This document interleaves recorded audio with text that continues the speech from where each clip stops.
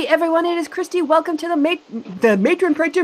March Patron Hangout, and I am quickly handing it over to one of my favorite patrons. You're all my favorite, Matthew. How are you, Matthew? And tell us what you're up to. Good afternoon. I am down here in DC. We're just about to perform Hexagon, which is the annual benefit show, Washington's only original political satirical comedy review. Let me see if I can swap cameras here so you can see my stage. See if I can do it. There we go. So this is the house, Woodrow Wilson High School. If you look down there, there's a great desk. That's where I sit. That's the console that runs all the sound. Beside me is our projections operator, because we use projections. You can kind of see the screen, the drop, which is a bandage over the White House, Kim Jong-un climbing the Capitol, a nuke falling, the Jefferson Memorial falling into the tidal basin, Putin shirtless with a gun, and a screaming Washington football team fan. So this is my life today. We have an audience already arriving here. We start in about 28 minutes. That is so cool. Nice view. Thank you for that. Yeah. I've got you locked on so that we can continue to watch. Yep. You just tell me when you're done. But when you up here where the control room is, you can see the shark fins we use. We have our orchestra downstairs right in front of the stage. Our news break desk, because we get local news people here. So there's two lit up desks on each side of the stage. I know it's hard to see on this tiny little camera. And posters making fun of our 45th president. So that's what we have. Yeah, the people who were here earlier got to see the rehearsal of one of the songs we're performing. And hopefully next month I will be able to send a link to that. It's a song called Thoughts and Prayers, which has an interesting connotation, especially events in the last couple of weeks, which is kind of interesting because the song was written years ago and was rehearsed months ago, and then certain events happened. So I'll have to show you that next month. All right. That's good.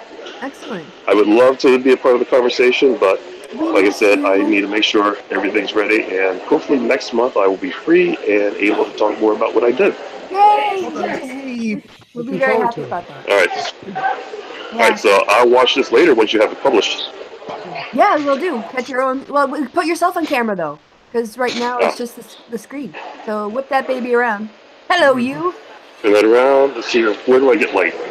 There you go. I can put myself in the light. Yeah, there you go. Hey, we're waving at you. A little bit. Hey. Yep. Excellent. This is me upstairs. Everything behind me here. So That's what we got. So break a leg tonight. Thank you very much. Okay. All right. I'll catch all of you later. Okay. See you next month. Have fun. Bye. Bye. Matthew out. Well, that was the Matthew Digest in under 2 minutes. Yep. And for everyone else, let's do our usual. I think people who come in to watch this kind of get used to seeing everybody's faces and hearing their updates. So if we could just run down the line, I guess we'll start with Tom, then go to Jonathan, then Mariana, and then M. So go ahead, you guys. Hi, Tom McDonald. Frequent being hereist.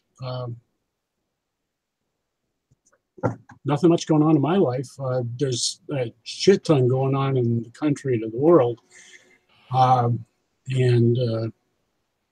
been watching Kristi the last couple of days in Hangouts that are pretty interesting. Yeah, I'm a little tired of Hangouts. I'm still here for you guys. So am I. I'm done. I don't need to talk to you guys. No, I was like, I got up and I was like, oh, okay, another Hangout. They're not that hard. Last night was really stressful, but I can talk about me later. But yeah, sorry, I have to do the whole thing about it was just above, or it was about freezing today. We had flurries yesterday and today in Cologne, which I was not expecting, and stayed indoors as much as I could. But how is the weather there in Wisconsin where you are, Tom? At the moment, well, let's just say, I don't know if anybody's been on my Facebook, last summer, but I got a little big plastic Adirondack chair on the deck, and I just love sitting in that thing in the sun. And this winter, it got just you know, inches deep. The legs were inches deep in solid ice. And yesterday, it started to get loosened up a little bit. So I threw a little bit of salt under the legs. And this morning, I got it loose. And it's about 45 degrees here, Fahrenheit. Not, you know, not going to scare people, but 45 degrees Fahrenheit. And it's a beautiful day out with the sun. And I sat in my chair. So I guess that is a good thing. That sounds lovely. Yes, it is quite nice, and I'm looking at you people in Germany and in Britain, and you know, hearing you whinge about your little bits of snow here and there and cold, and I think, True. I have pride of place, and I'm enjoying not being you. Oh yeah. I totally use those as bragging rights still. Like, I grew up in Wisconsin. People, I'll walk out without a heavy coat on. They're like, aren't you cold? I'm like, I'm from Wisconsin. We have ice for breakfast. Yeah. There's I have heard the meme of the ice soup, and so if you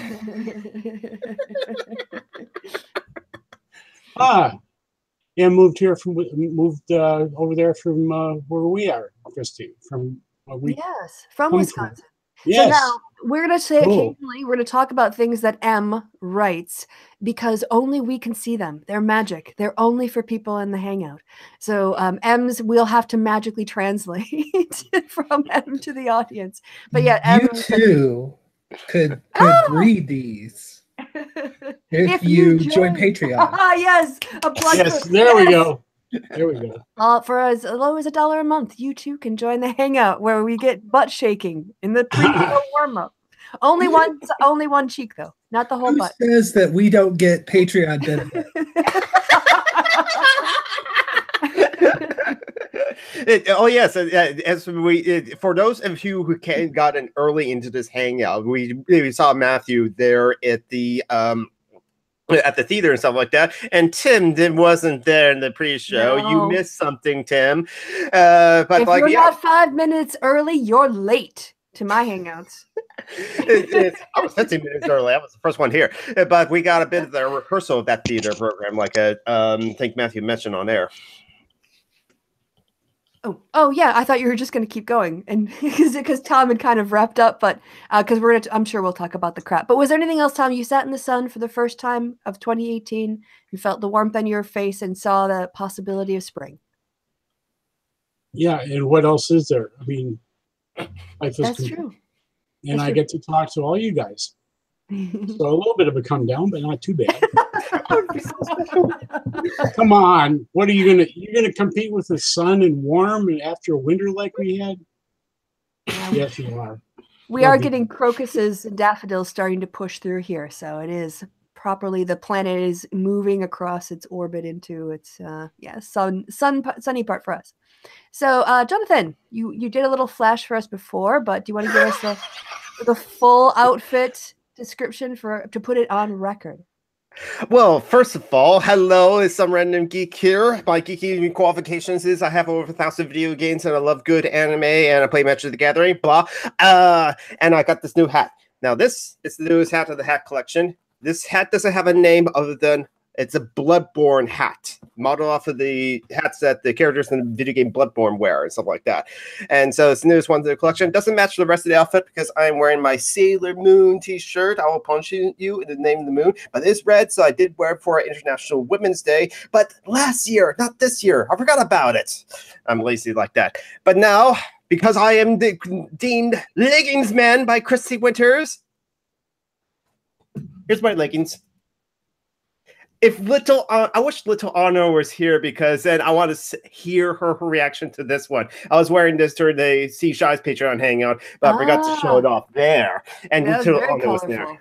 Yes. Yes, I especially with some of Little's arts that I have seen on her Facebook. Oh. I want to know what she's thinking my leggings and stuff like that. I bet it would inspire her. So what have I been up to? Sleep deprivation, for one thing. I'm recovering from that because throughout actually last week and like on Friday night, I was up all night just playing a new video game I got that's not technically out. It's in early access, even though it's been in early access since like summer, and it was 40% off on Steam. So I figured, oh, what the hell not? And I think that's it for me. Oh, that was fast. Okay, so since I skipped him because he joined a little bit after the start of the hour, hello, we hope you're doing well. I'm going to go to Mariana, and then Em might be able to sneak back on with a little bit of voice action for an update. So yeah, Mariana, first of all, should we, before we start, should we do a German lesson? Yes. So in the spirit of education, and also because I have to learn this damn language, and so will you. In my hangouts. No. It's also always fun to be able to say things in another language. And so today's lesson is going to be asking somebody how they are, the equivalent in German, and the response. So I will ask the question to Mariana, which is because I know her and I feel like we're friends, I'm going to use the informal do form of the the dative form of do here for you. In German, when you want to ask someone, how's it going? You ask them, how does it go with you? And to say that in German to somebody you know, you'd say, wie geht es dir? Everybody? Wie geht es dir? Yeah, wie geht es dir? Everybody? Wie geht es dir? Yes, very good. Wie geht es dir? Yay! I don't know where that was. And Mariana, if somebody was to reply to say that they were doing well in English or it was going well with them, they would say, Danke, gut.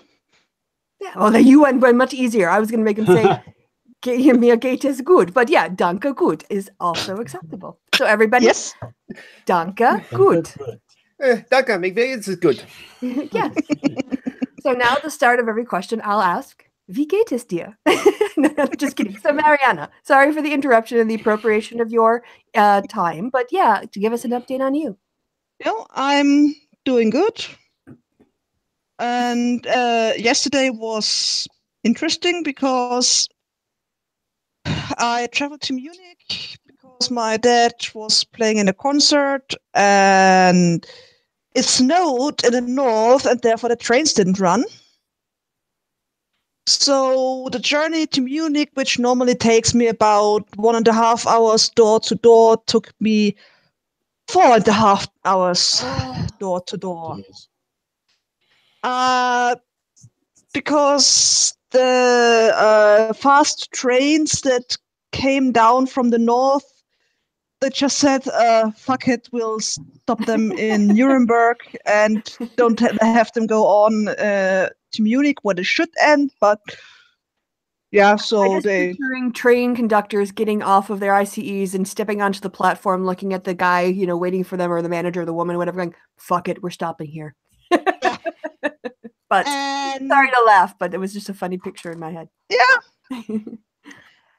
And so I had to take a regional train that stops at every barn. At least that's what it feels like. Yeah. The concert went well. I was filming for my dad, and I think I got a few good shots of people playing important bits. And what was the concert? What was the music? Schumann, piano concerto, and Brahms Symphony No. 2. Oh, wow. Okay. Yeah. So very. I've played that one a few times as well. On which instrument? The piano one or the? The symphony, the Brahms. And what instrument? Cello. Oh, my cello. dad plays the bassoon. Oh, how cool! Yeah. You can whip out a half of a quartet, just in the living room. Yeah. And since I play the French horn as well, so yeah. And one day at a concert, when my dad was playing, a friend of my dad's brought another friend to go to the concert. And she didn't know the word for bassoon. Okay. And because the bassoon is basically a bundle of sticks, it comes from the Italian, and in German it's the fagot. Right. Yeah. Yeah. So this friend, to her English friend, says, "Oh yeah, here's him. He plays the fagot." Which she And meant I entirely. think she was American, and my mom sees her going, "What the hell?" Eyes going big, and my mom, she means the bassoon. Well, it could be worse. Could call it a fascist. Fascist. I did take a picture of like a sign in the U-Bahn. It was like, to pay attention because the train is approaching, but the word they use is Einfahrt, which means to fahren. To fahren is to like travel, right? And ein means in. But if you just say it to an American, you just say, "Oh yes, it's an Einfahrt," and they just go, "Yep, exactly." You said fart. Yeah. That's the one. And another fun thing is, do you know those backpack things that only have one diagonal strap over the torso? Yeah. Yeah. For some reason, Germans call them body bags. Because they hang on your body. Oh, boy. Yeah. Really? Yeah. That's what they're called here. Well, Man. It's across the in like America and like in other places, there's like this small little pack that you can just like wear on your side, and it's like a belt, and you can wear it around your waist and stuff like that. In America, we call them fanny packs. Yes. Because the word fanny just means your butt in America, and there's no negative connotation to that word ever whatsoever. But yet in the UK and I'm sure in other places, the fanny is the front part of the woman's privates. And so you do not say to those people, "I will slap your fanny," or fanny foot has a different connotation. So be aware of that. So it literally means pussy. So that's why they call it bum pack instead of fanny pack. Yep. Fun with language. Blankets and fannies. I never expected we would have this conversation, but I shouldn't be surprised now. Yeah. Bundles of wood, by the way, technically. So yes. So Em, are you able to unmute and join for a little description of an update for your life? Well, of course I am. Yay! I did want to say the whole fanny thing in the UK. They have like a Shark Tank equivalent television show here, and the woman front that created Spanx actually came on and talked about how this would hold up your fanny.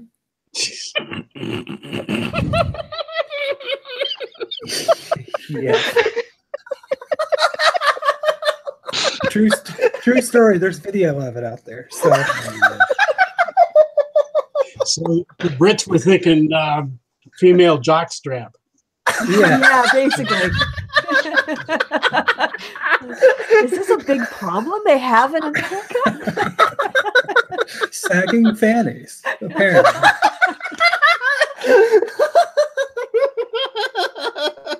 I mean, I've seen interesting things on Etsy, like shoehorns that you are supposed to shove down your pants where they do prevent camel toe. So, well, the thing is, as an American moving to the UK, I thought it would be a lot easier language-wise than it's been.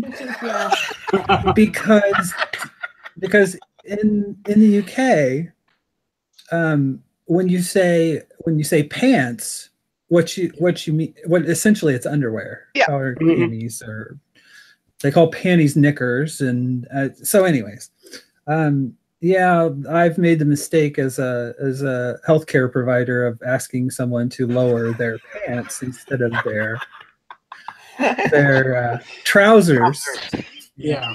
So I've made a few faux pas in language that I didn't think that would be there, but anyway. Don't say funny. Don't say funny back in Australia because it's sort of it just it's the same here. Yeah. They don't say fanny pack.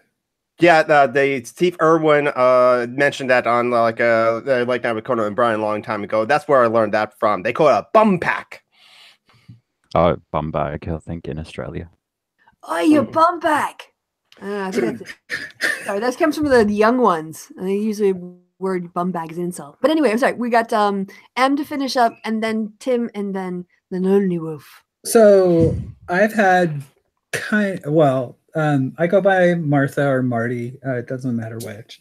I've had kind of an interesting couple weeks. I went to the TUC, which is actually a union here in the UK. I went to the women's conference, and it was kind of interesting to see how some people thought of it as a safe space, some cis women, and how I, as a trans woman, actually felt it wasn't a safe space, because I knew that there were 3 pretty well-established TERFs that attended the conference and were actually there, and kind of put forth an amendment that was kind of language was kind of iffy when it comes to it. Kind of a word? Is it as a descriptor? The language was kind of turfy.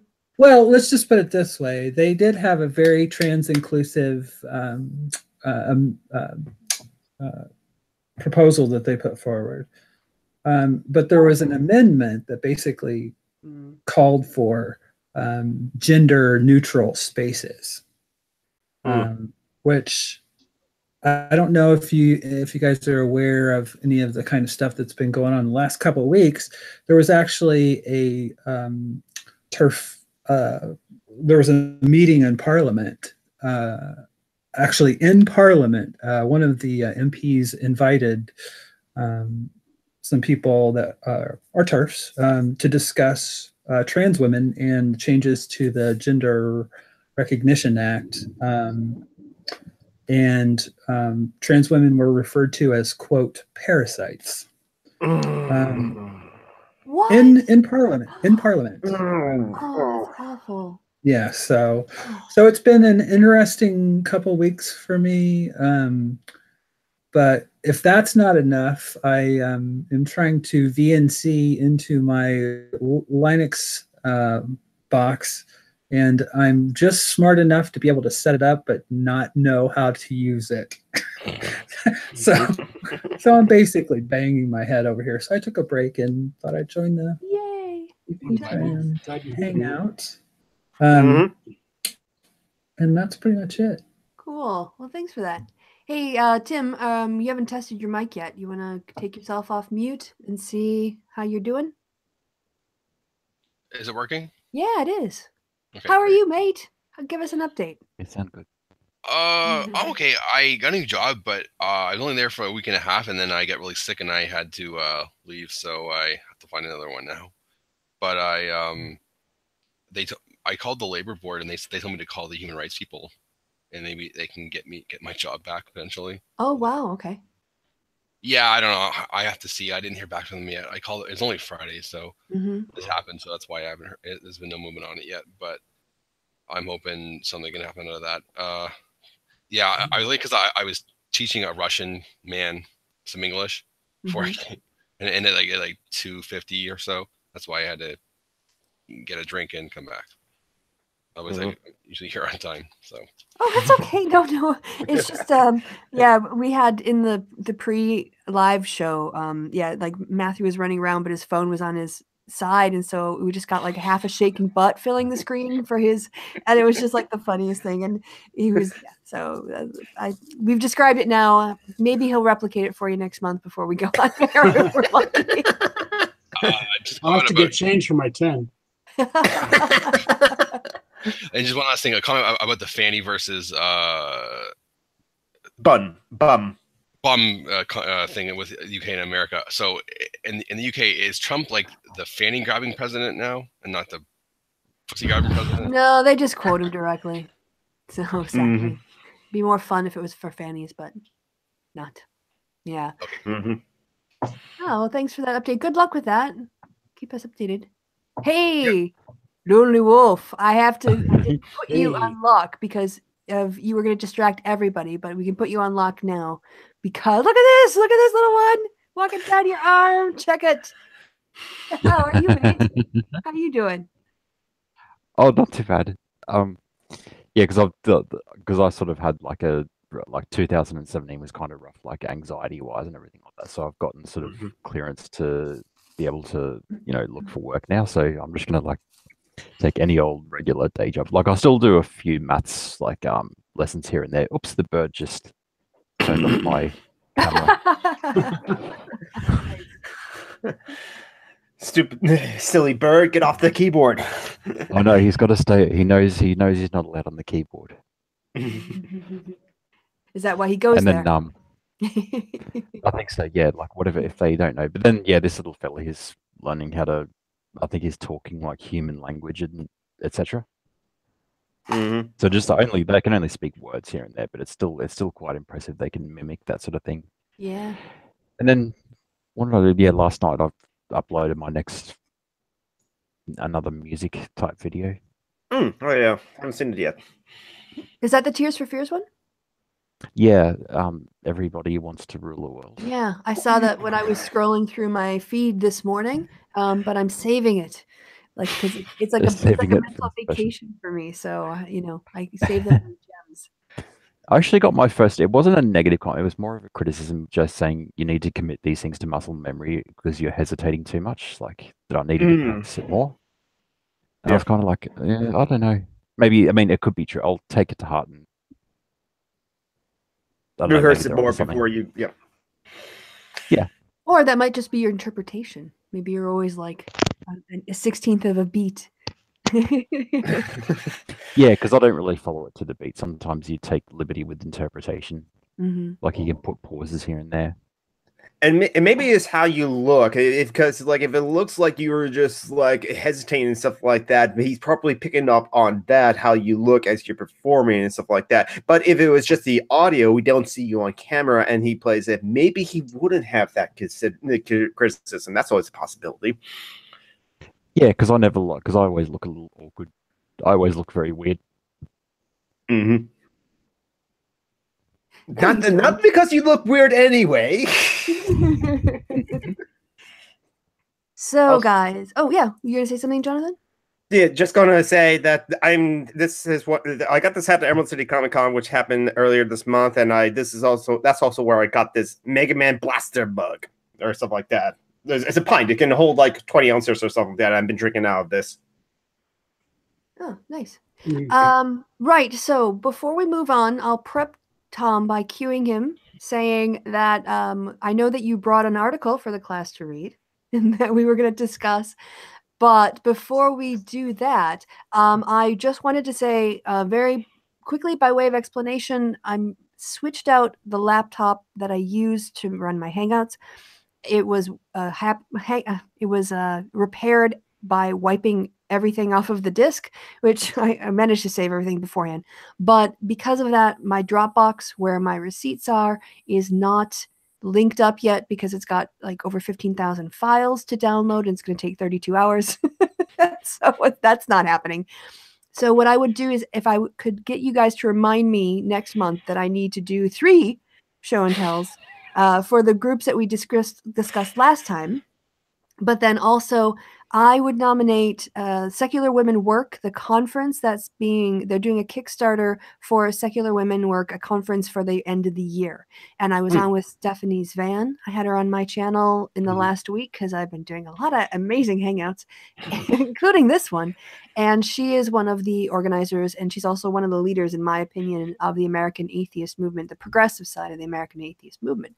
So without objection, I would move that we would nominate the Women's Conference for the March March Resistance Fund. Also being Women's History Month seems very appropriate. All right, no objections? All right, so motion carried. Excellent. Yeah, because I had a really because I don't know whether anyone saw the interviews that I've had with the like an atheist from I think St. Louis. Like she even got to be interviewed on Fox News. I actually, you know what? I saw there were some technical issues or something with that, and I have it on my watch list. But can you plug it, give the title of the video, and give us a little synopsis?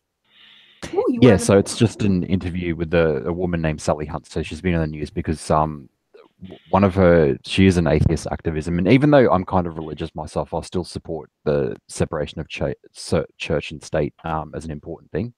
So I've got no room for that kind of intrusion. And basically, the issue was in the city hall of that. There's this sign that says "In God We Trust," and a lot of atheist activists, including her, they're trying to change it to, something like "E pluribus unus," something a little bit more secular in its meaning, because the belief, and I agree with it, that it's definitely no room for that. And the other thing is the abstinence only sex ed. There's been a lot of that because she lives in those kind of red states where there's a bit of that going on. So she's sort of, doing a lot of activism around trying to have a more sex positive, sex education. And she's got a lot of tips, like in the next video, she's got a lot of tips about how she's got 3 children in her own and how she approaches like as a sex positive mother, so how she teaches her kids and how she has those conversations with children.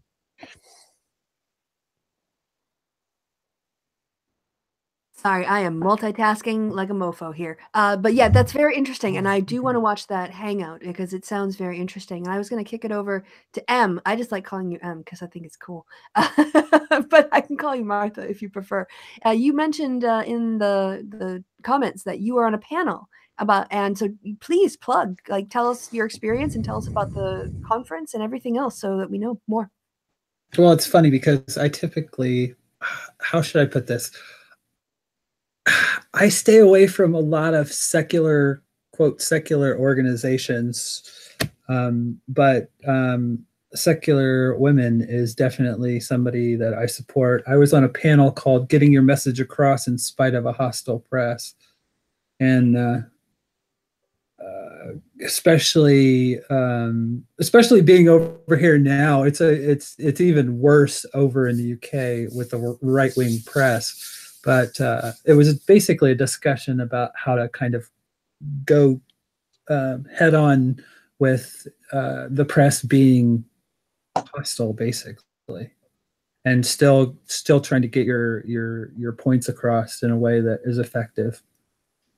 But there were 3 or 4 of us on the panel. It was quite interesting, and I really do feel like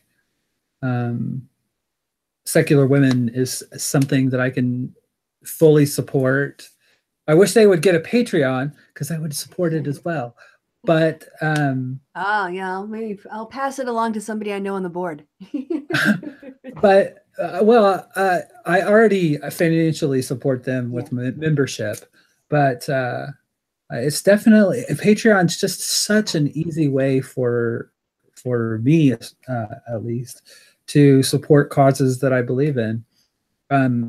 But yeah, the Secular Women's Conference, the Secular Women Work, it was a really good experience, and I got some, I forget what her name is, Amy Roth, I believe that's her name. She's the artist that does the ceramics that are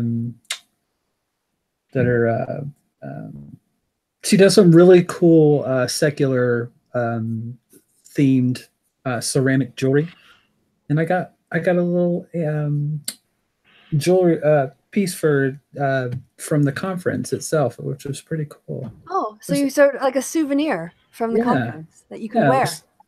Yeah, well, I wouldn't. Yeah. It's too nice. Or is it too big? Or what? No, well, no, it's not too big. It's not something I would wear out to a party because it's kind of like it's what would you call it? Like it's made of clay, but it's what do you call it? Like when they bake them. I think it's ceramic. Is that ceramic? Yes, yes, it's ceramic. It's ceramic art, but it's very cool. But it's something I have. I have that along with my freeze peach ice cube. Very nice. Very nice. Cool. You're giving me an idea. I should probably give a freeze peach to my younger brother, who I've talked about before in his Hangouts. Yep. But I definitely support sending money that way, and because they do good work, and they really do promote the kind of secular advocacy that I it's not bro atheism, and that's something that I almost got to the point where I just didn't want to have any involvement in the community because especially given after all the stuff that happened with Shermer and all that stuff, it's like, and the response, I just really, I mean, in people that I actually respected, Seth Andrews, that would just come out and kind of just mansplain around it. Yes. Yeah, mansplain. Yeah, a lot of mansplaining.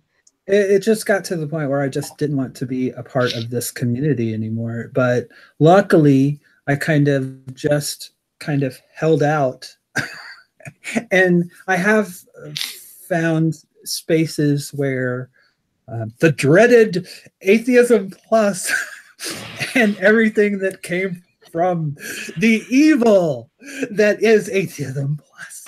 Oh yeah. Well, that one website that they put up. Oh, I'm fainting. I'm so outraged. Oh, where's my couch? Yes. We're really concerned about Rebecca Watson talking about sexism at a conference, or sexual harassment at a conference. But my God, if somebody starts Atheism Plus, we have to get on that. Yeah. But you just remind. No, you finish. No, well, I was just going to say, just having a secular movement that I can really support financially and with my time and talent. It's been good for me to find places that I can do that, because it's very being visibly trans and queer and all these different things. Sometimes it feels like the secular movement is a very white, het, cis place. And that's not a bad thing, but they don't understand that it can be very exclusionary. By being one thing, you're very much being not something else. And that's the issue, I think. Well, that, and there's a lot of the quote thought leaders in the community that really don't practice good, what would you call it? Well, I'll give you for instance. I felt like I listened to the interview that Seth Andrews did with Dan, what's his name? Errol? Yeah. Yeah. And I thought it bordered on a hit piece. Because a lot of the things that, and he's done since, lobbed towards Dan has been very, I wouldn't say it's libelous, but only because Dan is a public, what would be called a public person. And I think the Antifa people have really been vindicated within the last couple of weeks. As far as want to say why, just so because the Richard Spencer comment about his tour is not fun anymore. Yeah, Richard Spencer made the comment his tour isn't fun anymore, and it's been because of Antifa. And and to me, the kind of comments that were coming from people, worried about punching a Nazi.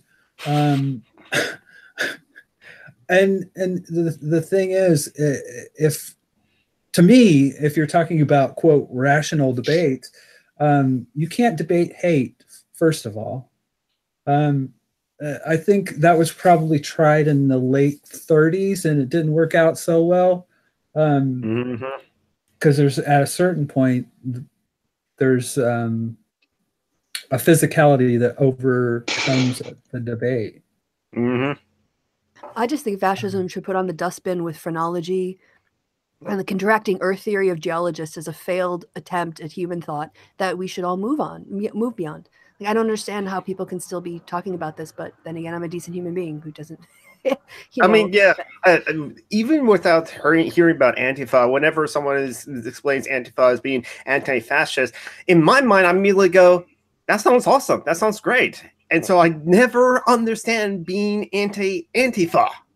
It's like Kevin Logan said, if you're anti-fascist, doesn't that the two antis cancel each other out that make you a fascist? In some regards, no, it doesn't. But in some ways, that's how the language works. So that's how the language works. Yes. Yeah. I think the reason why a lot of right-wing people don't like Antifa, it's just they see them as like, oh, they're another like leftist anarchist group, and they just automatically have a pathological hatred toward them, even though those people aren't necessarily fascists themselves. Like the people on the Fox News, for instance, our right wing is great, but they're not like white power right wing fascists. Yeah. Well, another thing, I did had a conversation actually with a friend of a friend in real life, where he complained, "Oh, little you're here." Anyway, I got hello, darling. But anyway, I'm gonna finish my point. In real life, I met a guy who, first of all, he was complaining at a PAX West that apparently Bethesda software did not put up promotional material or put up displays for their upcoming Wolfenstein video game. I didn't corroborate that, but Rose City Comic Con the next week does have a policy against Nazi cosplay, or basically old school Hydra cosplay or old school Red Skull cosplay, because they're too close to like real fascist cosplay and stuff like that. And this guy was complaining, that's a piece of crap. I mean, there's not Nazis around. And I immediately said, no, there are Nazis around. And he disagrees with that. So we end up agreeing to disagree. But he's the kind of person that he doesn't seem right wing, but yet he doesn't like Antifa because, in his opinion, they're a bunch of thugs. He did say that later on. Right, because Nazis at the rallies who are firing guns at people and actually shooting people, they're not thugs.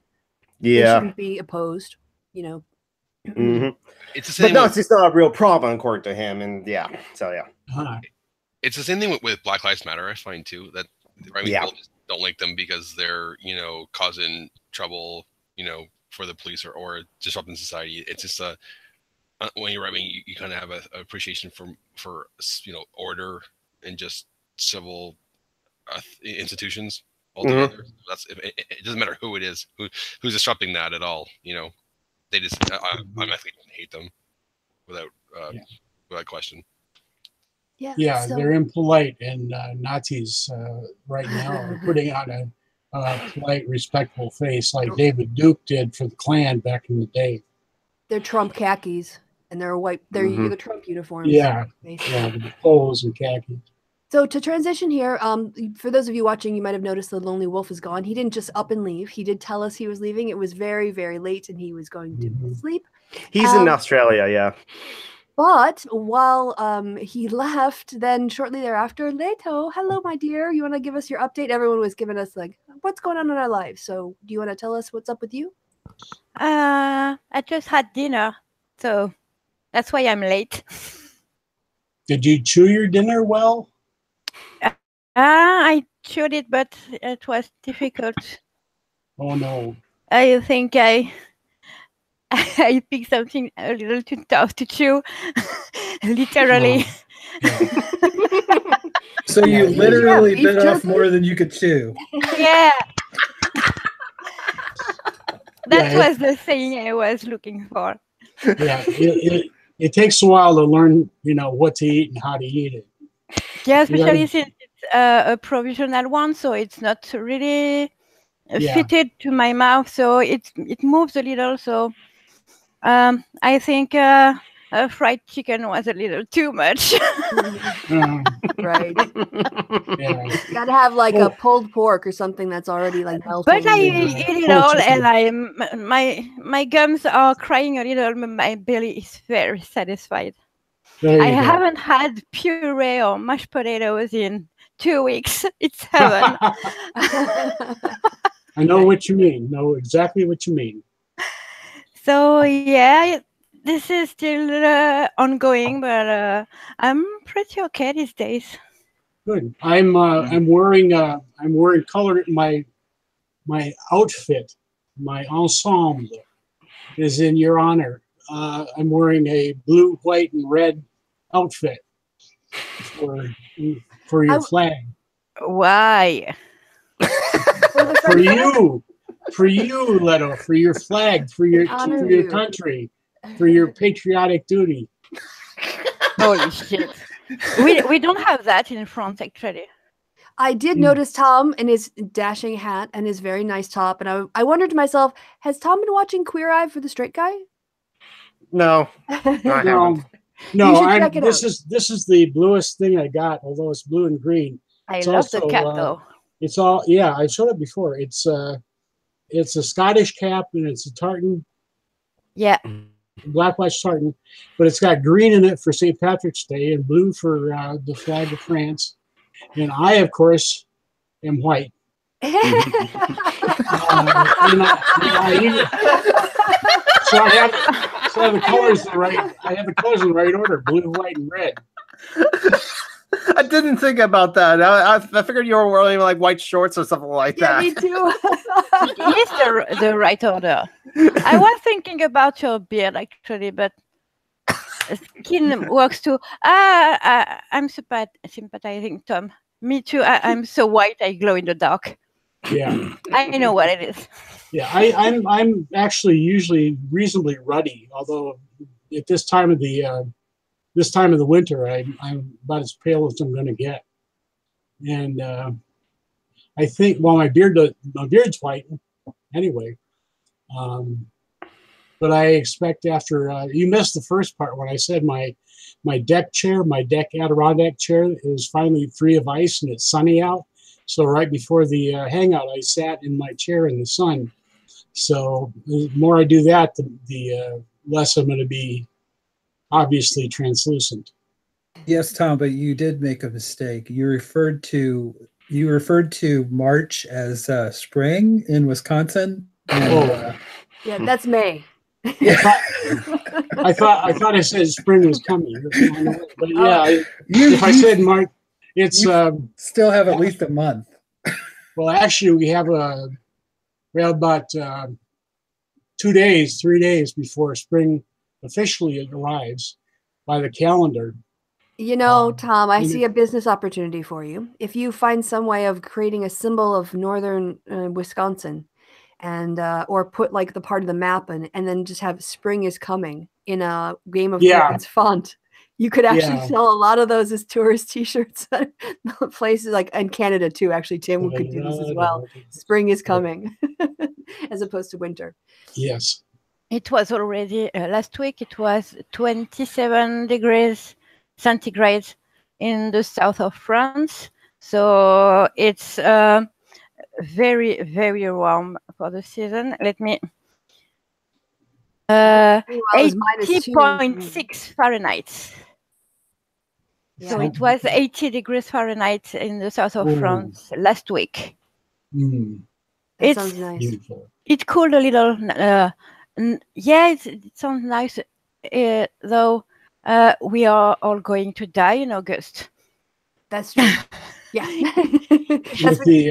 move It's out. really too warm for the season. Really, really too warm for the season. So it should be about 10 degrees centigrade less than that.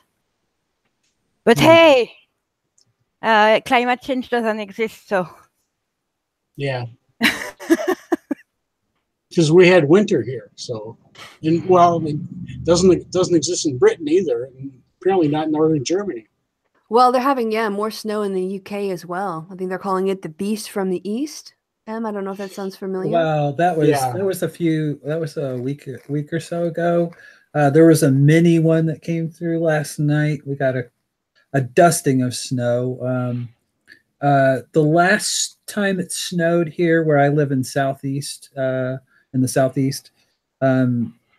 basically it was November of 2016, and this is what I said to my friends at work. I said, Snowpocalypse 2016, or as we called it in Wisconsin, Tuesday. Yes. Yes. Yeah, they're going to have to get better at adapting to life with snow in the UK and in northern parts of Europe, because it's just going to become more common, because the weather is going to get more extreme. So it's going to get hotter and colder, which means there's going to be more snow. Yeah, especially if the Arctic and Greenland ice melt continues apace, it might actually begin to shut down the North Atlantic conveyor, which would begin to bring colder Britain and Northern Europe into the mid to upper Canada climate region. Yeah, because there's also the jet stream that's doing the same thing. I already have a continental climate where I live, so I don't care. Yeah, I think we're past the tipping point. Like, at this point, we're all just along the ride down to the destruction. I was talking, by the way. Well, no, yeah. No, it's like, wee, Most of the snow, talk hot right weather. now is about how to minimize it. Not so much. You can't stop it now. It's just about It's too late to stop it now. I think we saw something with my partner. I don't know where it was, but the point of no return was a few years back. So now we can damage control, but that's about it. It doesn't mean we shouldn't do anything to control the damage, but definitely. I think we should do more now, since we're beyond the point of no return anyway. So that to minimize the casualties, because there will be casualties. Mariana, were you going to say something? I'm sorry. Not really, no. Oh, okay. I saw your thing blip, and I know you talk less, so I just wanted to interfere so that you had an opportunity. But Tom, what were you going to say? And then I want it's been as we've been talking, and I thought about it earlier, other times too. I kind of wonder. You have these big energy companies and a lot of large industries that have been fighting the idea of climate change, and I wonder if what is going to happen is that as climate change becomes more obvious in more urban area or more high-tech urban areas, like especially in New York and Miami and so in Florida, if they will turn that whole attitude around and say, we have to do something about climate change, and the things we have to do are the things we know how to do, and we can sell you. We can sell you the pumps that'll keep. We can sell you the oil and the hardware to pump out lower Manhattan when you put up the seawall to keep the water out. And I just it seems like that would be an obvious untapped market, and I'm wondering if some of these bright economists at these companies are thinking about that. Well, it seems to me that one, we're not doing anything to really make a global impact. Okay, I have a pretty low carbon footprint because I take public transportation. live in a city where I do a lot of Individuals recycling. can do really. Yeah. It's But, not people who are polluting. It's companies are polluting. But I'm flying to London to see Hamilton. My dad's flying here to see me. We're not reducing the number of flights. We're not reducing the number of cars we make. We're not actually doing anything, companies might do it, but it's actually individual consumers who end up producing a lot of this, and we're not changing our behavior. So I'm just looking forward to the future and thinking, well, if we're going to have hurricanes pretty much every year that destroy a couple cities, and we've got to build dams to stop the flood walls, this is going to completely change economic patterns. We might get to the point where we don't have unemployment. In fact, we might not have enough people. What I meant was, sorry, if I could just finish. Because Houston's going to take a decade to rebuild. Puerto Rico is going to take a decade or more to rebuild. And every time these cities get wiped out, it costs billions in insurance. And all these things, people don't move. So you're going to need people to, pump out Lower Manhattan, as Tom was saying. I think this is why the government, the Defense Department, considers climate change, on par in terms of a threat to the United States as terrorism. Well, I think they've. I think the top echelons have backed off on that, at least in official policy. I would guess that people lower down on the totem pole are still working on it because they're not fucking idiots. Yeah. But Leto, sorry, I think I interrupted you, and then if Tom wants to finish. No, it's just, I meant it's good that individuals, try to do something, but unless the companies, the big companies who put their trash in the ocean and so on, if they don't change how they behave, it's all for nothing. People, the regular citizen, even with taking planes and cars, and we actually don't have that much of an impact compared to big companies and how they process their waste. But we sustain them with our custom, with those cruise ships that just dump stuff into oceans or whatever. We keep buying tickets. We keep, but they could not dump stuff. Know what I mean? But we allow that. We enable it by not holding them to account. That's what I think. And I take on your point. I'm not saying you're wrong. I'm just saying, it's like two sides of the same coin, right? I agree that people have to do something because it's our planet. We have to do something. But unless the big companies are joining in, I'm not sure it's going to have that much of an effect, is what I'm saying. I wasn't really disagreeing with you, actually. Oh, okay. Just they need to take part too. Got it. Yeah, everybody agrees. Yeah, I think it's like I think it's like the nice for like us individually to like recycle our plastics or anything like that, or just like I don't drive at all. So I take the public bus, and so that's, I guess, one way of a conscious decision I can take to like deter my carbon footprint. But I think it's just systematically. I really think it is just systematically. I'm the belief that like the reason why we have this problem right now is because with unchecked, uncontrolled neoliberal capitalism, if it's profitable to destroy the planet, they'll do it. And if there's no profits in not destroying the planet, if there's no profits in it, then they won't do it. If they lose money, then they won't do it. And so that's where I think some of the change needs to happen. And well, if you fix that, I'm just anti-capitalist anyway. If you just fix the problem with capitalism, or lots of problems. You have turned full commie, my friend. my family has noticed that too. At least one of my brothers just knows that with the videos I like on YouTube, with some of the comments I made or what I retweeted, said, "Yeah, I probably am full commie now." Oh, by the way, since don't get me wrong, I find that completely awesome. Yes, and you probably will find my leggings completely awesome. Have you seen them? He was mourning your absence earlier in the Hangout because he wanted your reaction. Yeah, last time I wasn't there, he was whining that I wasn't here for.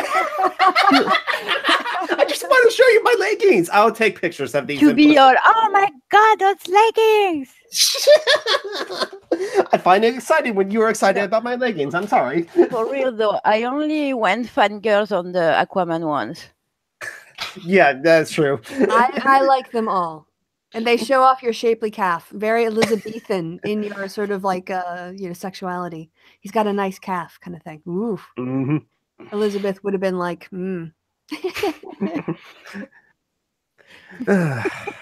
So there was something that M had said before, and we kind of went off on a really random track, but I'm trying to remember what the point was, and I had to do with secular women. Oh, that was it.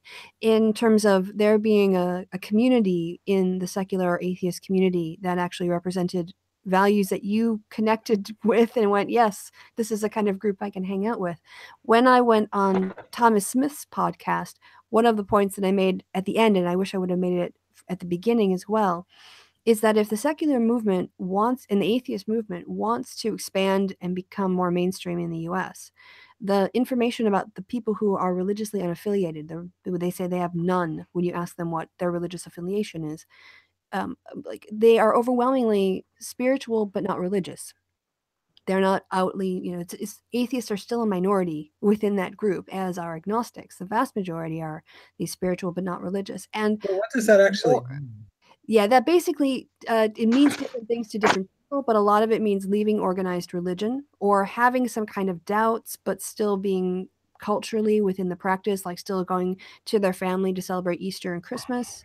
And so this is the thing, it's a very understudied group. And the spirituals, but not religious, can be new age kind of people or people who have more traditional religions, but they don't have sort of formal organized practices in that way. So it's a very diverse group. And more likely than not, women report being spiritual but not religious. So you have a group that's much larger than atheism. I really wonder why. Well, okay. No, I don't actually. But yes, and I'd love to hear your thought because I saw you made a video about that. I haven't watched it yet. It's on my watch list. Sure, I think that's probably the mirror of Thomas Smith's podcast. But I put in the slide. Possibly. Oh yes, SIO. Yes. Yeah, that one. And so if atheism wants to expand, and if they think about it from a marketing perspective, their biggest potential audience are the spiritual but not religious people, and of those, especially the women who make up that group. And they're not going to do that by mealy-mouthing the Me Too movement, claiming to be humanists, but then when it actually comes down to practicing humanism in a way that is difficult because it's about a person you know or like and you're emotionally conflicted, they basically try to talk around it rather than talk to it. Is this where I'm supposed to say, well, actually, Kristi? Please don't. but I didn't see the Dan Arrow, Seth Andrews talk, so I'll have to watch that. But I did see Matt Dillahunty on the Gay Atheist podcast with Callie Wright and Stephanie Zvan. And so they were on to talk about what happened. And it was Lawrence Krauss. Yeah, with Lawrence Krauss and how he handled it with Sam on stage and how he's handled it as a public figure afterwards.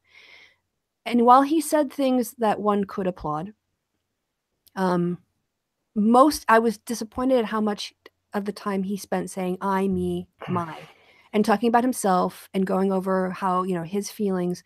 Oh my God, you're so right about that. Yeah. I don't know Matt that well. I only knew about him around Musicians with Milwaukee.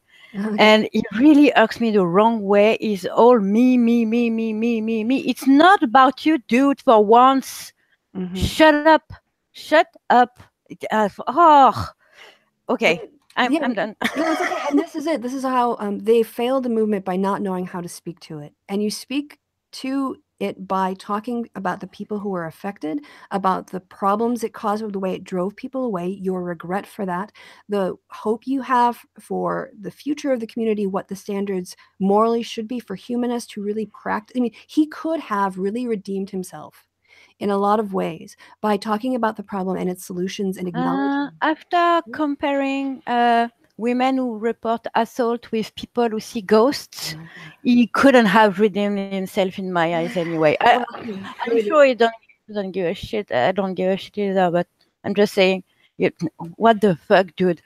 Yeah, and on Twitter, Thomas Smith called him out for that. And rather than just owning it up front and saying, you know what, you're totally right, I put that poorly, that I didn't mean to do that. I apologize, and just sort of grovel for a bit and then clarify what he meant was, which he said, that he always takes people's experiences at face value and doesn't necessarily, say, I'm going to dismiss you, what you think happened. But that's not unless you're on how it came BuzzFeed. across. Yeah. So yeah, the leadership has really failed, and they say, I'm saying the right things. It's not enough to just say one thing in the right direction or in the right tone, and then go on to criticize me too, and say that people are conflating rape with being creepy and touching you inappropriately at a conference. Well, and that I on the Secular Women Facebook page, I actually, I think her name's Monette Richards, actually posted something saying, we get that sexual or that groping is not rape. And I said, no, it's sexual assault. Yeah. There seems to be some issue that these, I almost think that they're MRAs, but MRA light. What do you call it if they're the alt-right is alt-right? And what do you call MRA light? MRA light? Oh, God. Assholes. You call them assholes. Yes, assholes.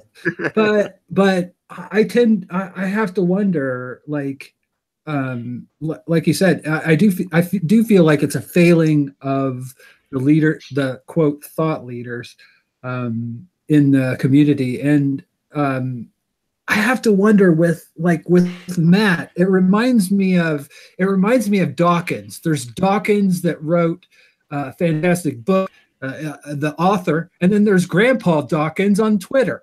Two totally different things. Oh, by the way, I'm just going to interject. But someone in the live chat mentioned diet MRA, so that's what we can call them. Very good. I stand with What about asshole. MGTOW? That might be it. What you're looking for. MGTOW is a specific ideology too. Of men going their own way, And they never go their own way. If you they always talk about feminists and other women and stuff like They're that. pretty hardcore, though. I guess maybe that wouldn't. Yeah. go your own way, babe. Go. No, they don't. Yeah. Why are you still here? But there is overlap between MGTOW and MRAs and stuff like that. And so you can be one or the other or both. And conservative. There's not. Well, my biggest issue right now with the male leaders in the secular community is around this. We don't want to accuse someone of rape because that would ruin them. Oh boy! I want to know Since what when? Since when? has been ruined by an accusation. And I had Johnny Depp beat his wife to shit in front of a fucking camera, and he still does movies. Same for Gary Oldman, for Christian Bale. They are notorious wife beaters, and they still get jobs. Their lives isn't. 60 women went against Bill Cosby. He was found not guilty, for fuck's sake. Mike Tyson is a felon, a rapist, a convicted rapist, rapist, and he still works. He still gets work, and he has since he's been convicted. So don't tell me. When are they? Sorry, I threw my hat. I don't get where. I want to live on the same planet as them, honestly, because it seems nice. You know what I mean? When I was 16, I was raped, and the cops asked me how I was dressed. And I fucked off there because this day I understood that no one gave a shit. I was 16 when I understood that. So if on their planets, men were just merely accused of groping are ruined, I want to go there. I swear, I want to go there.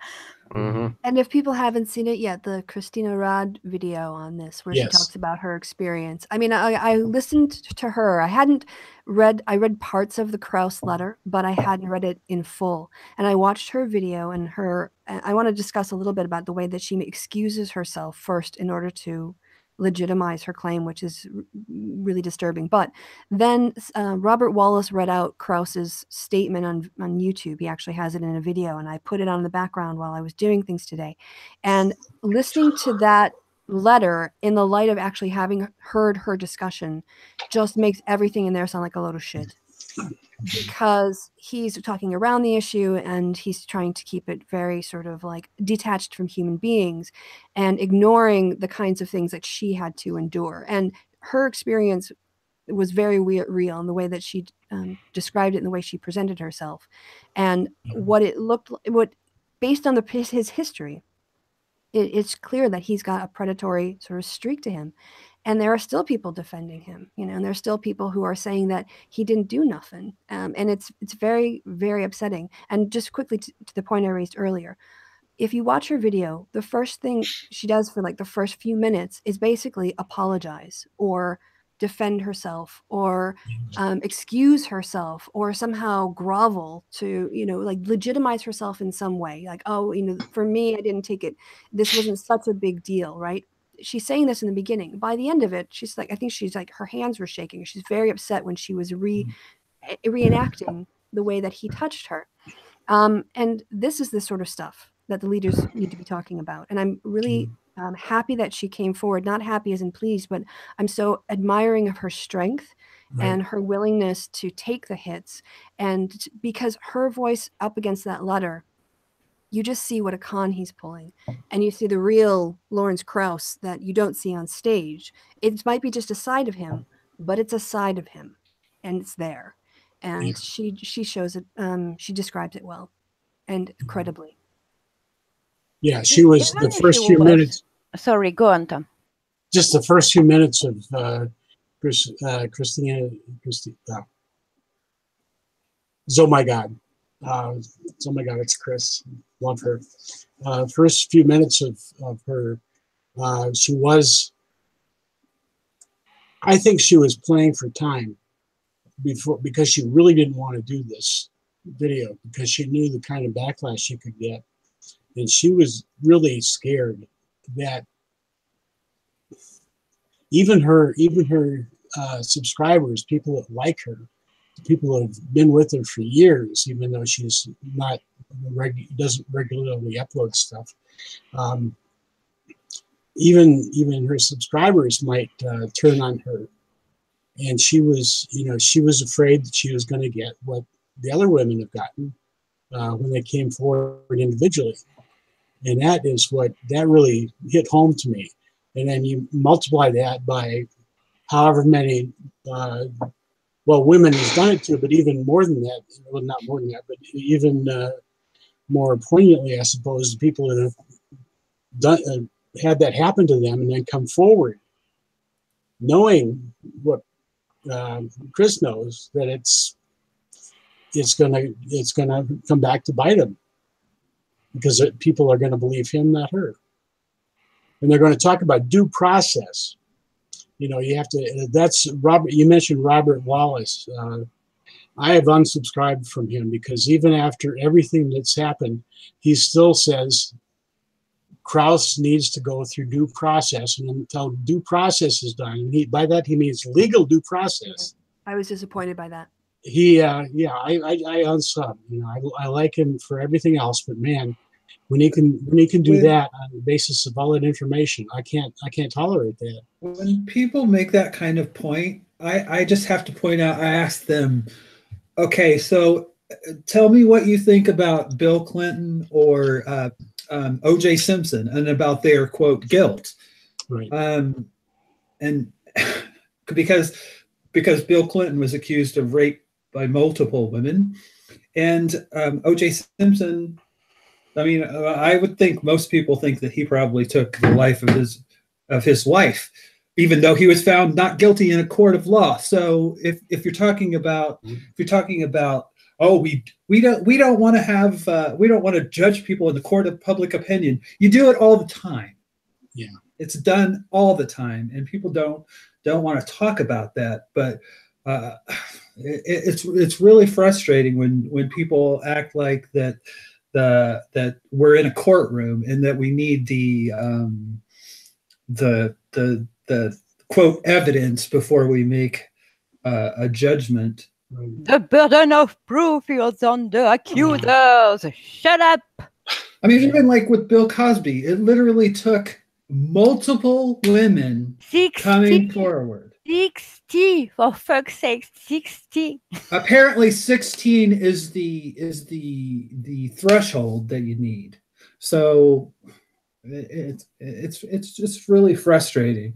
And it's frustrating to have people that I tell you, it really does do my head in to hear people in a movement that I want to support basically be about 3 or 4 years back than that the rest of the world is. I mean, people are moving on from Me Too to kind of, I think, accept that this is an issue and it's a problem, and we're still debating groping versus rape. Yeah. It really is awful. Yeah, they don't want to see Me Too as a pushback against all forms of sexual violence or sexual abuse or sexual harassment. It's and they want to sort of say, oh, well, it's like there's mortal sins and there's venial sins. But they're still sins, right? They're still wrong. That's the thing, that they want to focus on, putting everything in the light of and contrasting against rape, as if, that's the thing we should be really worried about. This is sort of the mansplaining of it. Here is the real values of what's going on here. Just like they say, they'll worry about Muslim rape gangs or rape in the Middle East, but they won't talk about the fact that, 90+% of crimes are committed within ethnic groups. So they want to elevate certain topics and certain issues in order to not talk about others. And that's a very frustrating thing. And I was going to make another point, but now I got going on this one. I forgot it. So does someone else want to jump in? Someone in live chat, and then said believes that atheist conferences need a standard code of conduct, something that can be drawn up by Rebecca Watson and you, Dr. Winter. So I'll mention that. Cool. Well, Stephanie Zvon has led a movement. Yeah, I would recommend the interview I did with her. How many years has she tried to do just draw a code of conduct and look? Yeah. I'm so appalled. She's so awesome. I love the interview you did with her. She's so calming. I really, really, really like that woman. And she's a part of Secular Women. Yes. Yeah, I know. Yeah. It shows again how awesome it is. They've got like everyone associated with it is on the panels, and it's really cool. I just want to say about codes of conduct. There is Steve Shives has been pushing the I think it's the Humanist Convention coming up, or is it one of the Atheist conventions coming up that has a really solid leadership and a really solid code of conduct that looks like they're going to actually enforce. And I also heard, although I can't bring to mind right now the details, that this one-day conference that either is coming up soon or just happened, NanoCon, that's where Dillahunty was going to explain all of this stuff. NanoCon was, from what I heard, was also had a very strong code of conduct that they were really saying they're going to enforce. So I think the word is out there. But then again, you have Mythicist Milwaukee that has a reasonably, the statement of their code of conduct is reasonably, adequate. But they violated it. And, well, no, this coming up one, they have either a new one or they say they're going to do this one. But look at who they got coming. Yeah, last time they violated their code of conduct, and they're going to do it with the kind of people they have on this time too. So code of conduct is in and of itself is no guarantee. But yeah, see if they don't try to get Lawrence Krauss. I wouldn't be surprised. I wouldn't be surprised. MythCon 6. All the sexual predators in one place. Yeah. I was going to say, isn't Isn't I Wouldn't Even Rape You going to be there? Yep. He is. I'm not gonna address him by his YouTube name ever again. I'm just going to refer to him as I Wouldn't Even Rape You, because Mythicist Milwaukee. They've ruined Milwaukee for me. Yeah. And as someone that used to drive 80 miles to Wisconsin every day from Madison, I kind of love Milwaukee. But that being said, I really I feel like what you said about Dillahunty was about him speaking about this at a paid event. I was kind of appalled by that as well. That he would only speak about it at this paid event. Like you have to, you can't put out, this is something that he should speak about publicly as someone that many people, I used to look at him as a leader in the community. And I sort of, that's been tarnished a bit through this whole thing. Yeah, very much so. But it's quite, revealing to all of the people who are defending him and, sort of rallying around him. And we're seeing that too in the Warski situation, which was discussed on our Hangout last night. Yes. I did love that Hangout yesterday. Yeah, the idea of, during sex, taking off your condom, not telling your partner and continuing on is being defended for reasons like, oh, he was 20. Like, what? That doesn't matter. They had consensual sex, a lot for 3 months after that. You don't get to cancel out a crime by doing anything else. The crime was committed.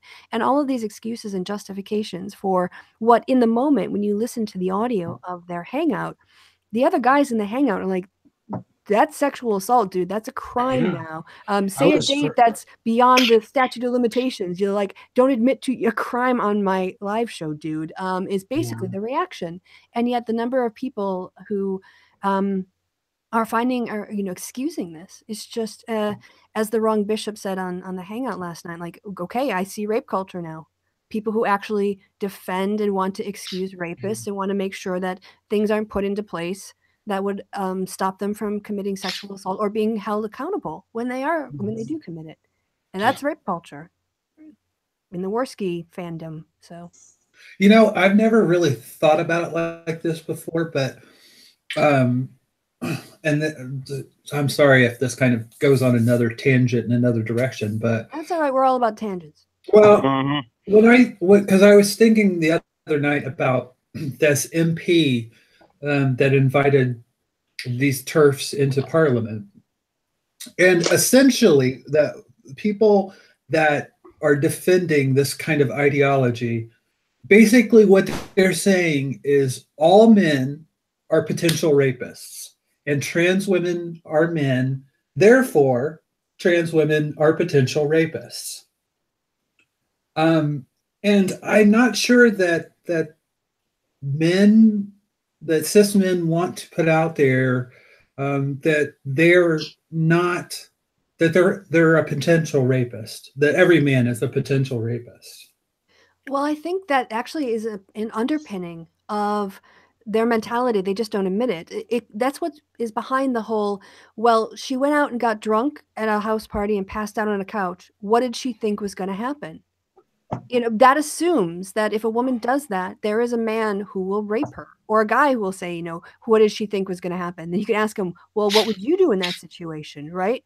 Because what you're saying is, okay, she's passed out. Would you sexually assault her because she's passed out? No. Well, then nobody else should either. So why would she think that should happen? It's so insulting to men, to be honest. Yeah. Like, those dudes are saying, yeah, we men are beasts. No. You are maybe, but no. It's a little paternalistic towards all, just all men in general to say something like that, Yeah. Oh, while we're all having this conversation, and then in the live chat, then there's some interesting conversation about like Antifa versus fascists and stuff like that. But for the most part, It's not interesting. It's boring. There's a guy. Oh, if you kill Nazis, you're as bad as Nazis. So are all people that in my country we still remember? Okay, so I'm not playing around with that kind of crap, and I'm sure Marianne isn't either. Leto, I don't think I've ever met you, but I think I kind of love you. Is that because of my noises? I know it's so sexy. It's also your subtlety. I don't know what that means. Exactly. No, for real. Oh, subtlety means to speak with such delicacy that the meaning is only inferred by deliberate thought. No, I know what that means, Kristi. So there you were being subtle. You were being ironic. I was being facetious. I was like, her English is so good, but okay. I thought she was being subtle. Yes. That's awesome. Thank you, Kristi. That's okay. I'm glad you opened the door. I walked right through. I love you. People in these streams are so awesome. Mm-hmm. I prefer that kind of thing rather than hearing bad words like Warski. That guy is so disingenuous in every way about everything. Nobody's gross too. I remember I watched a stream Kevin did with him. Yeah. And the first 5 minutes, he said, "Yeah, Muslims rape women, blah blah blah." What? Yeah. Even with people that tried to have a conversation with him, like Woolly Bumblebee before she started her new channel, Dreadful Thoughts, she did have one stream with him and tried to explain to him about the systematic oppressions that face Black people or people of color and stuff like that. And every time, listen back to it, I bet he goes, "Oh yeah, bud," and I bet those lines, those actual words, come out of his mouth like 15 or so times during that entire stream. Every time you make a good point, and he goes, "Yeah, but he just can't go full racist or full Nazi because he's very disingenuous. He can't tell you what he really believes because he knows how people are going to react. So I kind of have more respect for people who actually tell you what they actually believe instead of just trying to sugarcoat it and trying to be like these light people, because that's what he is. He's basically an alt-light person that doesn't want to admit that he's actually probably fully behind Richard Spencer and all these other guys. Yeah. The thing is, he seems to be, sorry, Tom, I'll just make a quick point. He seems to be cutting himself off and driving himself farther and farther to the right. So when he was platforming Spencer, he got a lot of crap and he blocked a lot of people. And then the right-wing blog article or blog came out, and I saw Tim, Demotivator Opinion, on Twitter saying Andy Worski had blocked him because he was criticizing him about this thing. So Andy is, basically, shutting off anyone who is trying to point out that he's doing bad things. And he's just going to stick himself in a little echo chamber that he likes to accuse other people of being in. Mm-hmm. Yeah, I was just going to sort of tag onto that with he and his little cadre of sycophants, friends. They're all called Worski because they can't tell you the real last name.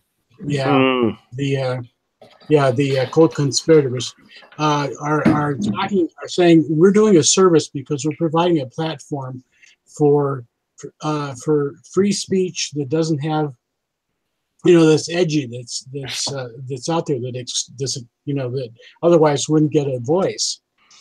And so somebody brought up the question then to maybe bring up to him if anybody can stomach talking to the bastard. I'm sorry, asshole. So you would bring on 3 or 4 Antifa people and talk to them respectfully and have a reasonable debate. You'd bring on some Black Lives Matter people. You'd bring on people that are almost diametrically opposite you guys politically and socially. And I'd like to see him answer that question because I suspect he'll say yes, and then If he does it, he loses audience. Like a D-list Dave Rubin. Dave Rubin is a C-list Dave Rubin. Can I get you off? Just 1 minute. I have a solid I have to do for someone in the live chat. Okay, go ahead. Sabrina, go to work. Sorry. That was clipped on the hell. Worski is like a low rent Dave Rubin because he's younger, less successful, and he does an even worse job at explaining his mealy mouth, mediocre opinions about things. So. He also just acts like Baron, where he just every time according to Bronx Blogger, he plays a video clip and he just goes ugh, and it's just that's not an argument. It's just groans and grunts. Jeez, you're just like a caveman. Jeez. Yeah, he has this thing when caveman have margins. Seen him talk about this his stealthing since the blog came out. He'll just end his tweets by people criticizing him. He'll reply back and then say, "You're sick." Like, dude, you're the one who admitted to taking a condom off and not getting the permission of your partner. You admitted to sexually assaulting her. So why are you calling other people sick? I mean, they're just pointing out that what you did was seriously sick and wrong, and in some places a crime. Not morally wrong, but a crime. I think that's called deflection. Ooh, Are we talking about the Swedish creep? Oh, this is on Twitter. He'll tweet back, blah blah blah blah blah. You're sick. Go away. Awesome counterpoint. Mm-hmm. Can I just say that I think there's a quote from Bayard Rustin, who was a gay black man in the civil rights movement. He said, "Our job is not to get those who dislike us to love us, nor was the aim in the civil rights movement to get prejudiced white people to love us.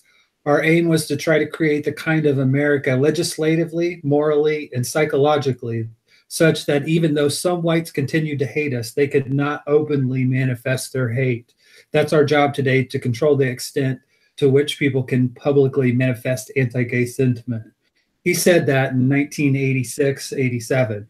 And I kind of look at this kind of Ben Shapiro, Dave Rubin kind of people, Jordan Peterson. They can't come out and say what they mean. Lobster man, yeah. They can't come out and say what they mean. They have to hide in dog whistles anymore. You can't openly manifest your hatred. You have to dress it up, and I find that in so many different avenues. From a lot of the, for me, I focus a lot on trans-exclusionary radical feminists, but a lot of that is couched in the same kind of conservative rhetoric. It's dog whistles. You can't come out and it's not an atmosphere. They like to call it politically correct, but you can't openly be an asshole anymore. It's called the Southern strategy. Well, the thing is, white men, they are obligated to respect people. Oh, well, and that's the thing. That's the thing. People, especially white male comedians, Ricky Gervais, seem to think that comedy is this. If you just say, "I was just joking," Bill Maher. That is a consequence-free speech. That you don't have to have any. You can say whatever you want, and I think a lot of this comes down to. And no one is allowed to tell you suck. That's my problem with it. That's my problem with their free speech bullshit. They're not for free speech. They're for being allowed to be piece of shit to people without repercussion, without people defending themselves. Quotes defending. It's not always attacks, but I don't know if you're gonna be shitty. I'm going to be shitty too because I'm a mean disabled bitch. And if you have a right to be that, I have a right to be it too. So what's the problem exactly? The entitlement. I was just saying that in the chat. Consequence. I mean, free speech is not with. I mean, there's no such thing as consequent free speech. With Bill Maher, we can't say the N-word in this world and stuff like that, and that's a bad thing or what? I seriously had that conversation with my younger brother. Well, black people can say it, and I can't. Like there's like that white. Oh God! Agreement, poor you. It's the politics of white agreement. This is you can put all of like what we're talking about under one tent, and everything Trump is going to do. It's the politics of white agreement. Don't you wish you have so few problems that your bigger problem in life was to fight for the right to say the N-word?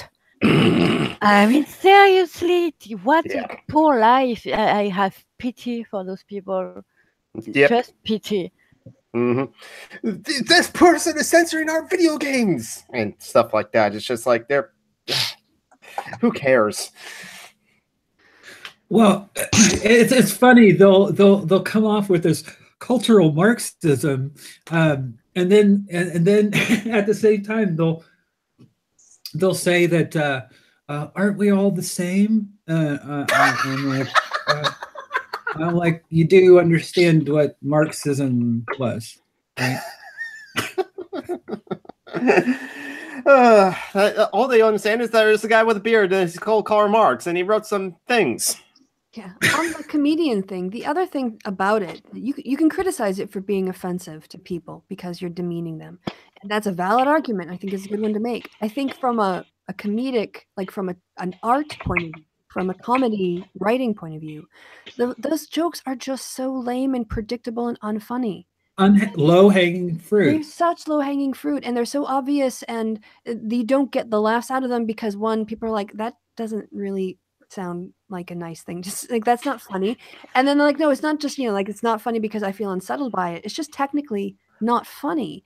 And Bill Maher is, I think, especially egregious for this, of landing the obvious, landing on a stereotype as a replacement for a thoughtful joke. And it's why I like John Oliver so much, because he doesn't do that kind of stuff. So these are just kind of like old school comedians who are moving beyond where the culture is, and they're like Tom's hip, and like Bill Maher's an old man. Ricky Gervais is an old man, and Bill Maher is just butthurt person anyways, because when people don't laugh at his jokes, he makes like face like, I can't believe you didn't laugh at this. Exactly. So entitled. Oh, you're just supposed to adore me. Fuck you. Entertain me. That's what I pay you for. That's what you get paid for. Entertain me, bitch. It's like, no, I don't have to laugh at all your jokes. You have to make me laugh. You're the one who's working here. Bitch. But he's not alone. He's not alone in that. I mean, if you look at someone like if he was alone, Jerry, it wouldn't be a problem, to be honest. But Jerry Seinfeld has and other comedians have said that they won't play colleges or kids these days. They don't find us. What's wrong with comedy? Blah blah blah blah blah. And there's this kind of false narrative that there has never been, that it's just like this Lenny Bruce fantasy. Oh yeah, I'm my persecution. No, dude, he was arrested. Booed. Well, and they think that means that they have no consequence to their comedy. And let me tell you, comedy has changed. If you go look at some of the routines that Jackie Mason was doing in the 70s, telling what would they be called, like ethnic bits on people that in communities that he was not a part of, that doesn't happen anymore. There's a reason for that. Michael Richards, he publicly said the N-word, and he has paid the price for that. There are consequences to your comedy, and I'm sorry if you don't like that. It is what Kristi said. It's the entitlement is just so thick with these people. They think they deserve they deserve that adulation. They deserve the praise. The applause, the laughs. Oh, we love you, Bill. Dick Coughlin. To be honest, I don't know who the people you are talking about are. Well, I know their names, but Lenny Bruce was a comedian in like the 70s and stuff like that. He was actually wasn't it Lenny Bruce, I think. Lenny Bruce is the comedy god that they all kind of pray to. He was He's persecuted. their Jesus because he sacrificed himself for them. I think I like Jim Carrey because mostly he doesn't talk. He makes faces. French comedians are shit too. They're so. And Jim Carrey's not really a political comedian. Like he always did like just slapstick, physical comedy. Yeah, but he doesn't talk, and I think it's. He's kind of crazy. He's an anti-actor. I don't know if you knew that or not. I know he's a little crazy. He's an artist too, so I like him. But he's great because he's from Canada, so I kind of have to love him by default. But Canadian connection. He makes me laugh. So, but mostly I'm talking a little when I say he's funny because he doesn't talk, but it helps a lot. Dear Canada, can we have a talk? Bryan Adams, Nickelback. What? I like Bryan Adams. I do like Bryan Adams. Yeah, I was gonna say I'm with you there on Nickelback because everyone is with you on Nickelback. It's not a controversial statement. But it's not enough. The Canadian government has apologized for Bryan Adamson several times. As a person from Seattle, I'm sorry we gave you Kenny G. Yeah, but you gave us Nirvana, so you're forgiven. He's just a guy in a genre of music that I have no interest in, but he's a good flute player, I think.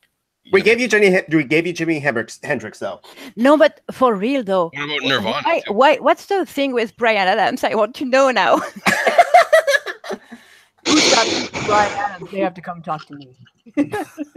He's kind of a pervert, is what I've heard. He's slept with a lot of like young women, apparently. Oh, I didn't know that. Allegedly. Oh my gosh! You mean I'm shocked. You don't want to make these accusations. You might ruin his career. I didn't know that. It's not my shit, but I thought he was a I gotta see Bryan Adams. He's he's the Canadian version of Bon Jovi. They're about the same age, and they started making music about the same time, and they kind of have. I like Bon Jovi, for fuck's sake. Bon Jovi just got a nice award on the iHeart Music Awards, and they played a nice set. I'm like, oh, it's. Is he a pedophile too? No, I don't think Bon Jovi. I never heard anything bad about Bon Jovi. Good. I don't like their music though, but I don't think he ever did any. And now I realize I'm really old because I just said I like Bon Jovi. I like Bon Jovi too. I love their song on Guitar Hero, which is how I know about them. I want to mention something from the chat. Olivia snarks a lot. Hi, Olivia. But there was Celine Dion, so all is forgiven. That's her words. All right. No, not Celine Dion, please. I want to say, I want to shout out. It's probably 20 years old now, but it's still perfect. It's a podcast. Well, it wasn't a podcast. It was a radio show back in the day from This American Life. And they have an episode. Go Google it or use your preferred search engine. Who's Canadian? And the entire theme is about the strangers who live among us in America. They look like us. They sound like us, but they're not us. And they talk to Canadians. And they talk to Canadians living in America and Canadians who have family in America. And just really, I didn't understand this whole Canadians always know who Canadians are. And Tim, you just bear it out. Like I was told on this podcast that when they talk about the American spacecraft in space, when it had this sort of component that was contributed by Canada. The Canada. Exactly. They would always describe it as the American space thing with the Canadian arm. And so he said, if you ask a Canadian, what does the space station do or a spaceship do in space? Like, well, it picks up something with its arms and it looks at it because it's got an arm. Like that's the most important thing.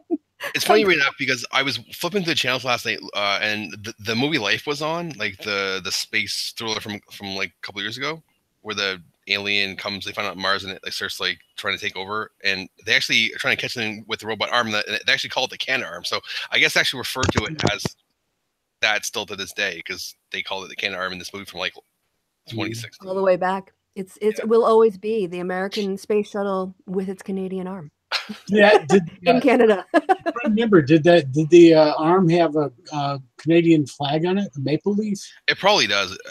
I think if they call the Canada Arm to this day, it probably still has the flag on it, I imagine. So, like, that's our... Ryan Reynolds is Canadian. I don't know for sure, but it just struck me when you said that. I like Reynolds. If you just say Canadian, people who are from Canada will go, he's Canadian, or she's Canadian, or they're Canadian. Ryan Reynolds, also by coincidence, is in this movie called Life that I was just referencing. Okay, I take it back. I think that Ryan Reynolds cancels out Bryan Adams. Yeah, he was the sexiest man alive. Yeah, and don't forget about what's his name?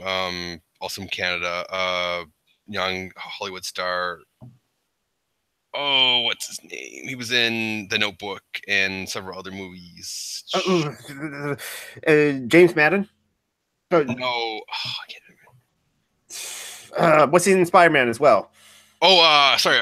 He was an X-Men. He was Cyclops. Okay.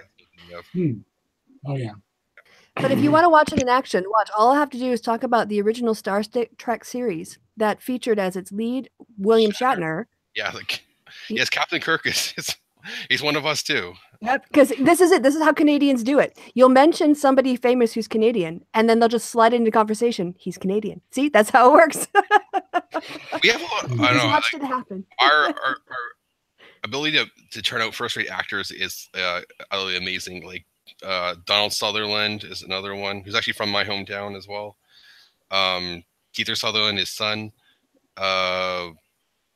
Martin Short, and like the list goes on. About Peter Jennings? Yeah, Peter Jennings. And so one of the women in this podcast was like, but we get our news from him.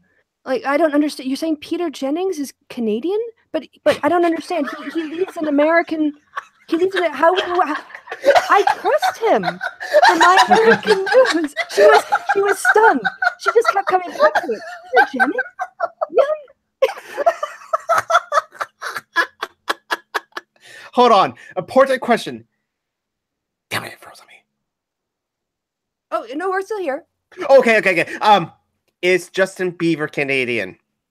Yes, I think so. But leave that child alone. I have no problems with Justin Bieber. When he was 14, he was getting all the hate in the world. He's just a kid. Leave him alone. Yeah, I agree. Definitely agree. He was a brat on that flight where they were all smoking pot and being abusive to the pilot. So. Yeah, he's an asshole. Okay. Who isn't in show business? Except Bon Jovi. Nah. I just learned by reading the chat that he feeds the poor, and I'm very happy. He's not a pedophile. I'm so... Well, you joke, but, I have... learned that the only good hero is a sandwich, because honestly, in the secular movement, in just in today's culture, I just literally try not to have people that I put up on a pedestal because they always get knocked down. I think the death of the hero is very much a postmodern fact of 21st century life. That we used to have these symbols, and those people were whitewashed, and things were covered up about them. Everybody in the press knew about Kennedy, but it wasn't spoken about. He was protected by the media in those days. But we don't have those grand narratives anymore, and it means a lot of disillusionment, but it also means truth as well. Well, unless you can pull it off like Trump does and just brazen it out. No, that's true. There's some factors that still idol worship. That's true. Yeah. So sorry, Em, you're going to say? Well, I think there is kind of a. It's funny because people will blame Twitter. Before Twitter, this kind of thing wouldn't happen. Before Twitter is before Twitter. You're meaning when you didn't notice this stuff happening. Twitter kind of brings it to focus now, or it makes it more public. You continue. Well, the power of something like Me Too is that, and Twitter in general, is that everyone can have a voice. And I find it kind of ironic when you get people that are complaining about Twitter that already have this huge platform at which to talk from. They don't like people of color or LGBT people or any of these people having an equal platform to them. And that's what Twitter is. And I think that's why a lot of famous people don't really like Twitter. Specifically, it's also because old people don't like technology. Usually, new stuff is scary. Can I jump in really quick on a thought that I'm having? Not before me, because I'm an old person, and I agree that I hate technology. Well, actually, I love Facebook. I love this. Hey, I'm not even 40, and I hate technology. Don't get me wrong. But I have. Tom, are you speaking to us from AOL? Yeah. Do you hear the beeps every once in a while? And I go fuzzy. Yeah. And if I sent an email, it would make a sound. You got mail. Yeah. I'm not kidding you. 3 years ago, I went to visit my mother, and she literally lives out in the middle of the sticks, but she literally had me help her diagnose her AOL dial-up problems. Yeah, we don't have wonderful rural broadband in Wisconsin, certainly in a lot of the country. So getting back, sorry, I'm gonna before this point goes out of my head. I think that there might be some parallels here if you compare, in principle, the existence of Twitter and the sort of destruction or the killing of heroes, and the availability of the printing press. And it's delayed, but knock-on effect in terms of giving more access of voices to different perspectives and creating sort of a revolutionary knock-on in the impact of Protestantism and also in democracy and the role of printing in like the American Revolution. So yeah, I think this link between technology and giving voice to a new group of people and those voices entering the sphere and impacting the discourse do have transformative effects on society. It just takes a while for those, the technology has to happen, then people have to access it, then they have to publish, then other people have to read it, and then there has to be, the change in the discourse. So it happened much faster with Twitter than the printing press, but I think there are parallels there. There are, but the thing is with something like Twitter, there aren't gatekeepers of the platform, really. I think that's what gets a lot of establishment figures that keeps them up at night is the fact that people that they don't want having a platform actually do. Just as a counter to that, if you go to the British Library, they actually have like all of these books that were published from the 16th century onwards, things like from the Levelers, and really terribly written books from just random people that are crap. And they've got thousands and thousands of them, and they didn't get republished because they didn't contribute anything. But they at least were circulated, so it would maybe a lesser impact. But until laws started coming in regulating what could be published, it was a bit of a free-for-all for a while with printing. Mm-hmm. Well, as a counter. So yeah, sorry, just to put that the historical point out there. The American Revolution was fueled by small printing presses that put out pamphlets, revolutionary pamphlets. Oh, and also the campaigns afterwards when they would circulate the rumor that the candidate John Adams had died before the election, so that people wouldn't vote for him and would vote for Jefferson instead because news traveled so slowly. Well, I kind of have to laugh when people say, "Oh, the media is so horrible. It's never been like this before." Those people haven't read about the quote yellow press in Jefferson's time. They were brutal to each other. And there was actually, I remember this from my history class very distinctly in high school, our teacher telling us about the campaigns of old and how they were pretty nasty, and that there was a candidate running sometime in the 1800s for one of the parties, I don't remember the particulars, but he was accused of having a mistress. And so when he would do his train stops or whatever, and he was traveling around campaigning, there was a chant that the opponents of the other party would go to his rallies and chant, "Ma, Ma, where's Pa? Gone to Washington, ha, ha, ha." And they would try to shout him down. Ooh, don't tell Coach Red Pill. So yeah, there's a long tradition of, using scandal and scuttlebutt and everything else against your political opponents in American politics, going right back to basically the first election. I do think that there's a growing, I call them professional provocateurs that are getting these big platforms. Here in the UK, Katie Hopkins is one, Nigel Farage is another. In the States, there's Ann Coulter and pretty much all of Fox News.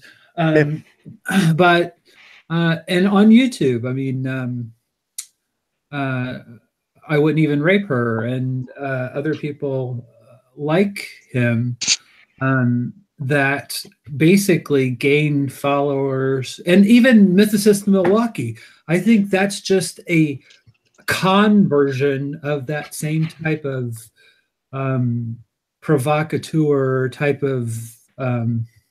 It's not really yellow journalism. It's more of just National Enquirer. Well, it's.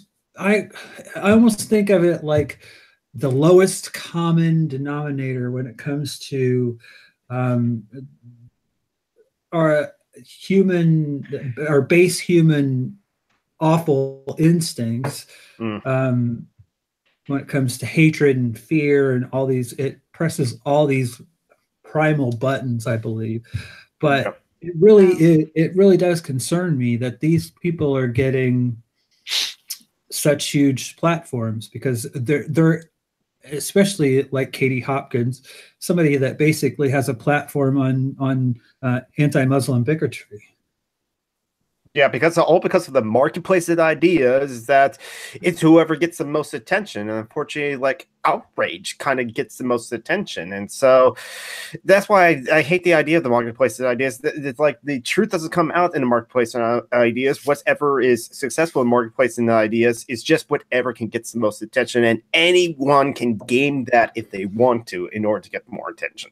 Yeah, I think the problem, I mean, I do agree that outrage gets attention. That's sort of, I think, hardwired into us. That's kind of unfortunately, yes, problem of our own biology.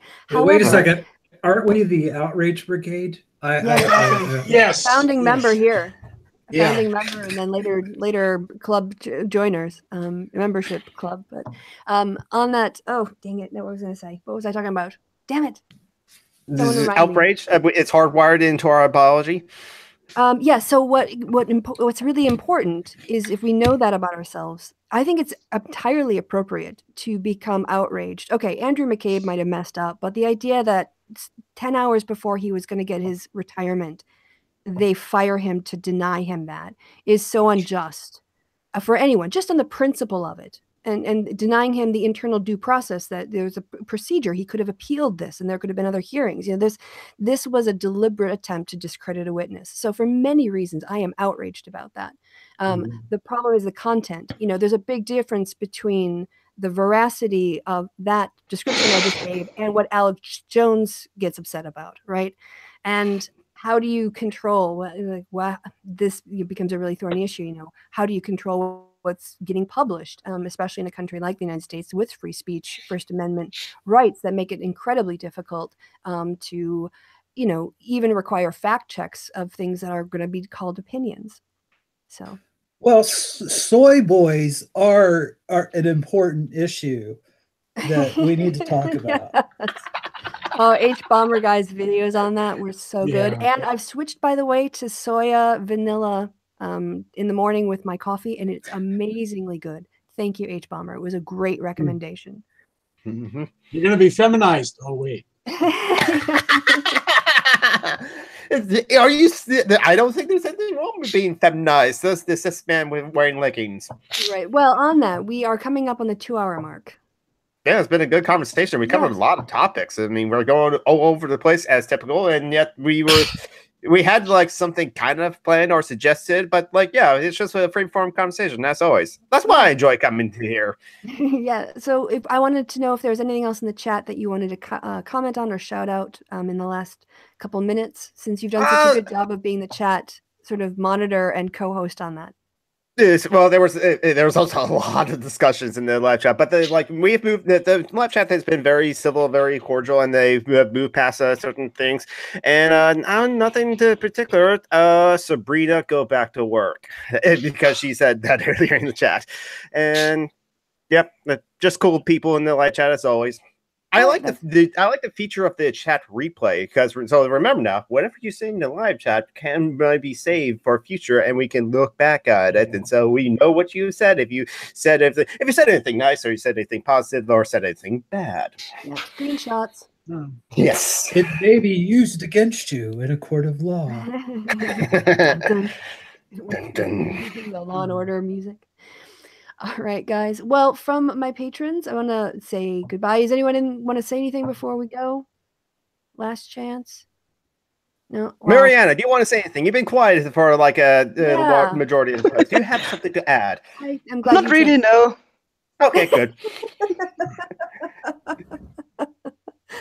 Just in case, if you always wanted to say something, you could also like type in the group chat if you wanted to say something, and we can politely just like stop talking. Oh no, it's just when I start to talk about this particular topic, that's not good for my blood pressure and everything, and I'll just start ranting. That's not fun. Yeah, got it.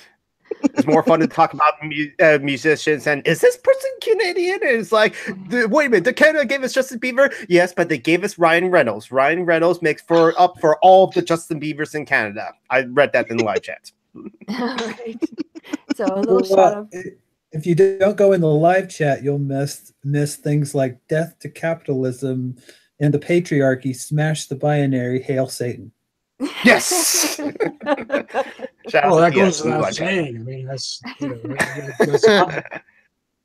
All right. Well, for everyone who is watching now and in the future, and also to my patrons who thank you guys for your support. It's great to be on with you guys. We have really great conversations and the time goes so fast. If you want to join our conversation, you can become a patron of this channel for as little as $1 a month, and also immediately become part of the Resistance Fund, where we make a decision on a progressive or cool cause that I will donate 20% of my total patron proceeds or total gross contributions to. So until next time, I've been Kristi. You guys have been awesome. My patrons have been awesome. Goodbye from me and goodbye from my patrons. Say goodbye, guys. Bye. Goodbye, guys. Bye. guys.